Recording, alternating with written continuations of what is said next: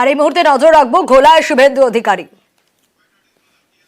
Doctor বন্টির বাড়ি এই থানা এলাকায়। আমরা ঘটনার পরে ময়না তদন্তের পরে এখানে তার যে লাস্ট রাইট সেই ক্রিয়াকর্ম এইখানেই ঘটেছে এবং এখানকার শাসক দল এবং পুলিশ তাদের কি ভূমিকা ছিল বা এখনো তারা কিভাবে করছেন এটা জনগণের জানা দরকার আছে।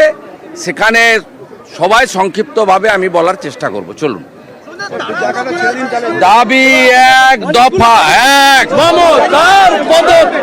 দফা এক, দাবি এক।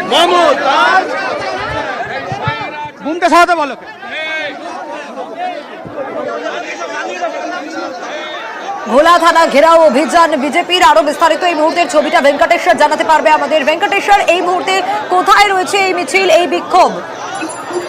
দেখো, তুমি জানো যে গতকালই বিজেপির পক্ষ থেকে রাজ্য জুড়ে থানা ঘেরাও কর্মসূচির ডাক দেওয়া হয়েছিল এবং সেই কর্মসূচি উপলক্ষেই বারাসাত রোড ঘোলা বাস স্ট্যান্ডের সামনে এই মুহূর্তে রাজ্যের বিরোধী দলনেতা শুভেন্দু অধিকারী তার নেতৃত্বে বিজেপি তারা একেবারে যে মিছিল বিক্ষোভ সেই শুরু করেছে। আমরা দেখতে পাচ্ছি শুভেন্দু অধিকারী ছাড়াও রাজ্যের এবং জেলা স্তরের বিভিন্ন নেতারা তারা রয়েছেন এবং ইতিমধ্যেই ঘোলা থানা ঘেরাও অভিযান সেই অভিযান শুরু হয়েছে।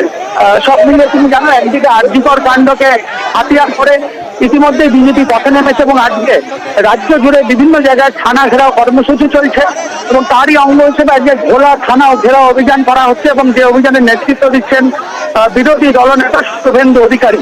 বারাসাত রোড ঘোলা বাস স্ট্যান্ডের কাছে বারাসাত রোড দিয়ে এই মুহূর্তে মিছিল এগিয়ে চলেছে এবং ঘোলা থানা পর্যন্ত সেখানে মিছিল যাবে।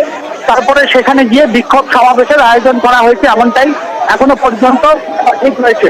আমরা দেখতে পাচ্ছি শুভেন্দু অধিকারী তিনি বারাসাত রোড ঘোলা সোদপুরের ঘোলা সেখানে মিছিলে ধীরে ধীরে এগিয়ে চলেছেন এবং তাদের গন্তব্য হচ্ছে ঘোলা থানা এবং সেখানে গিয়েই তারা বিক্ষোভ সমাবেশ যে গতকাল ডাক দেওয়া হয়েছে রাজ্য জুড়ে সেই বিক্ষোভ সমাবেশ তারা সামিল হবেন।